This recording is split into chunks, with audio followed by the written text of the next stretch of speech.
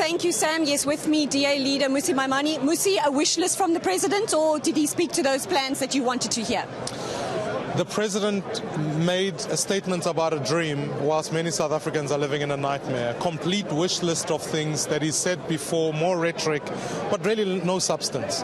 I felt that the president didn't put bold and decisive plans, reforms. He simply affirmed the things that are in the Constitution. Of course we want every child to not go to bed hungry. Of course we want education to work.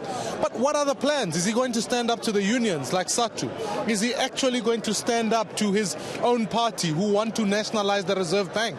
Is he going to reform Eskom?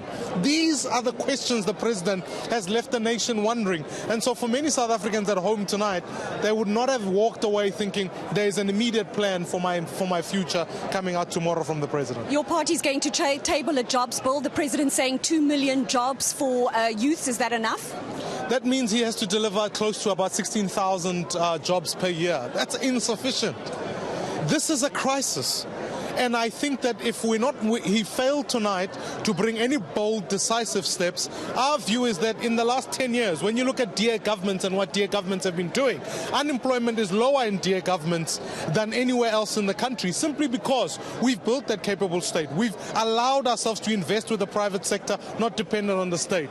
You talk about concrete plans. What would you have wanted to hear him say on the jobs front? On the jobs front, one, he should have focused on cities. He should have he should have put a jobs and justice fund on the table that will actually stimulate micro-enterprise. What the president should have done is, rather than talking about electronic visas, scrap the amendments his own party put on the table.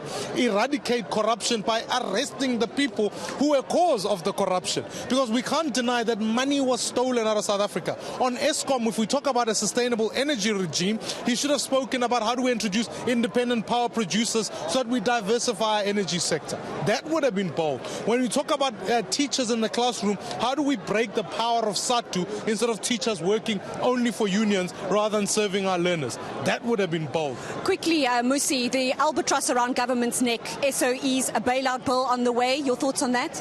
Completely.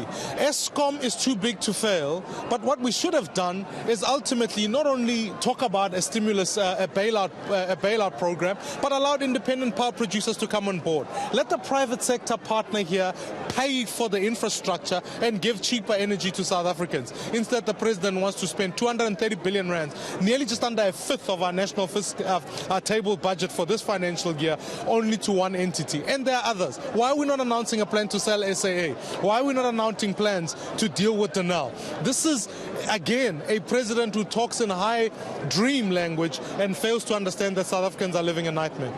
Thank you very much. That was DA leader Mmusi Maimane.